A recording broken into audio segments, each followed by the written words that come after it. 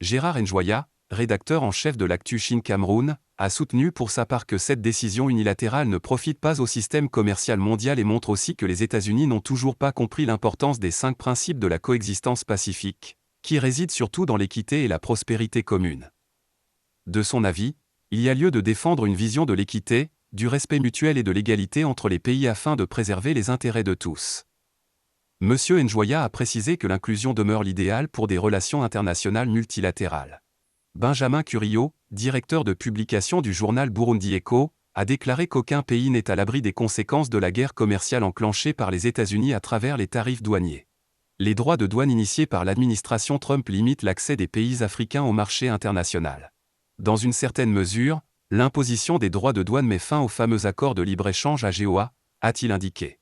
L'ordre économique mondial étant perturbé, selon lui, cette crise va ralentir les investissements sur le continent, ce qui risque de fragiliser davantage les pays à forte dépendance aux importations et d'amplifier les situations inflationnistes.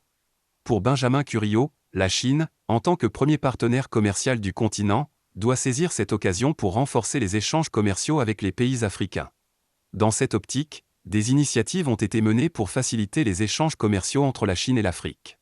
Il revient à chaque pays de travailler sur des stratégies visant à diversifier l'économie et saisir les opportunités que présente le marché asiatique, a-t-il souligné.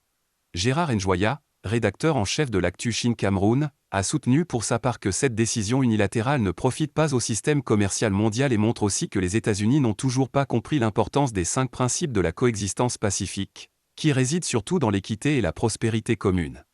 De son avis, il y a lieu de défendre une vision de l'équité, du respect mutuel et de l'égalité entre les pays afin de préserver les intérêts de tous. Monsieur Njoya a précisé que l'inclusion demeure l'idéal pour des relations internationales multilatérales.